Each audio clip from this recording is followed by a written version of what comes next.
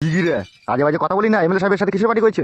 তা জিজ্ঞেস করো না তোমার বউকে, রাত দিন এমএলএ সাহেবের কাছে পার্টি অফিসে কি করতে যায়? পার্টি করে বলেই তো যায়। জিজ্ঞেস করো তোমার বউকে।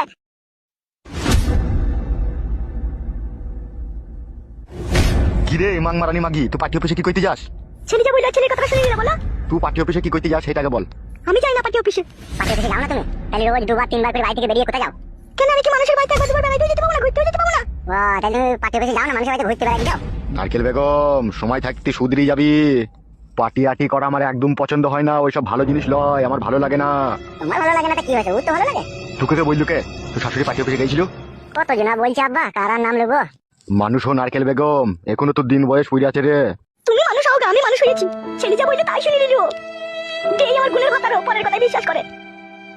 নিজের চোখে দেখতে হবে, তারপরে বলতে হবে। পরের কথা শুনে বউকে অপমান করলে হয় না। কাপড় চুদা আমার বারো চুদা ভাতার আগুলা, ভাতার নামে কলঙ্ক। নিজের ছেলের কথা শুনে নিজের বউকে অপমান করছে। বারো চুদা আমার। রাত হোক তোর মুখে লো নিচে দেবো, তোর মুখে কাদা নিচে দেবো, তোকে পাশে শুইতে নেবো। হাদা কুকুর বেটা দেখ আমি।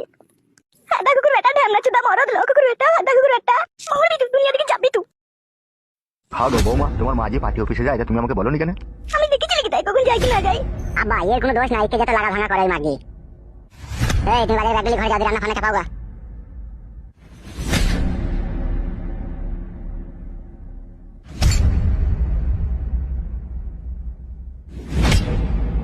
বেশি চিন্তা ভাবনা করো না, যেটুকু চুল আছে না ওইটুকু আর থাকবে না। তুই সত্যি করে বলতো, তোর শাশুড়িকে তুই নিজের চোখে দেখেছিস পার্টি অফিসে যাওয়া?